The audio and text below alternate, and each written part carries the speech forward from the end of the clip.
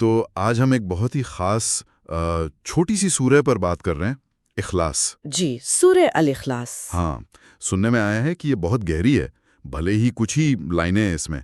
कहते हैं इस्लाम की बुनियाद का सार है इसमें। बिल्कुल सही। इसकी अहमियत बहुत ज्यादा मानी जाती है। तो आज इसी के मतलब को है ना थोड़ा गहराई से समझने की कोशिश करते हैं। जरूर। तो ये आयतें कुछ इस तरह से हैं, बिस्मिल्लाहिर्रहमानिर्रहीम।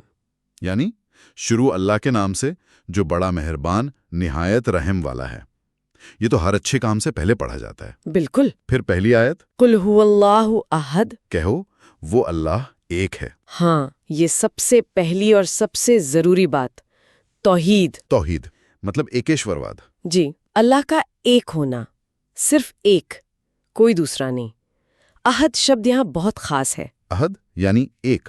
सिर्फ एक नहीं, बल्कि अद्वितीय एक, जिसके जैसा कोई और हो ही नहीं सकता, पूरी तरह से यूनिक। अच्छा, ये तो मतलब बहुत सीधा और पावरफुल संदेश है। बिल्कुल, कोई लाग लपेट नहीं। फिर आगे है अल्लाहुस समद। अस्समद, ये शब्द मैंने सुना है, पर इसका ठीक ठीक मतलब क्या है? असमद का तर्जुमा करना थोड़ा मुश्किल है, क्योंकि ये बहुत गहरा शब्द है। हाँ। इसका एक मतलब है शाश्वत, हम्म, हमेशा रहने वाला, हम्म, और दूसरा वो जात जो किसी की मोहताज न हो, पर सब उसके मोहताज हो। ओह, मतलब सेल्फ सफिशिएंट, पर सिर्फ इतना ही नहीं। हाँ, सेल्फ सफिशिएंट से भी ज्यादा, वो जिसकी जरूरत सबको हो, लेकिन उसे किसी की जरूरत ना हो। वो अपने आप में मुकम्मल है, पूरा। ये तो कमाल की बात है। हम इंसान तो एक दूसरे पर कितने निर्भर हैं, लेकिन यहाँ निर्भरता का सवाल ही नहीं उठता। बिल्कुल, ईश्वर की प्रकृति हमारी समझ से बहुत ऊंची है। और अगली आयत इसी को और पुख्ता करती है। कौन सी? लम यलिद वलम यूलद। लम यलिद वलम यूलद, इसका मतलब? न उसने किसी को जना और न उसे किसी ने जना। अच्छा, यानी ना उसकी कोई औलाद है, ना उसके कोई माँ बाप। सही। ये ईश्वर को हर तरह के इंसानी रिश्ते, पैदाइश या वंश की सोच से बिल्कुल आजाद बताता है। हाँ, ये उसे रचनाकार की हैसियत देता है, रचना का हिस्सा होने की नहीं। एकदम सही कहा।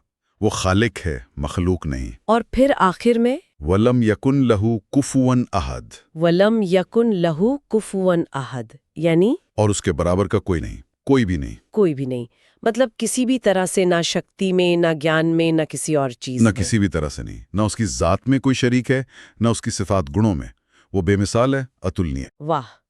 तो अगर हम इन सबको एक साथ देखें, अहद, समद, लम यलिद वलम यूलद, कुफवन अहद, ये तो ईश्वर की एक बहुत ही साफ तस्वीर पेश करता है। जी बिल्कुल, एक ऐसी तस्वीर जो उसे हर कमी, हर जरूरत, हर मिसाल से पाक बताती है। तो संक्षेप में कहें तो ईश्वर एक है, वो सबकी ज़रूरतें पूरी करता है, पर उसे किसी की ज़रूरत नहीं, उसका कोई परिवार या वंश नहीं, और उसके जैसा कोई है ही नहीं। बिल्कुल, यही इस सूरा का निचोड़ है।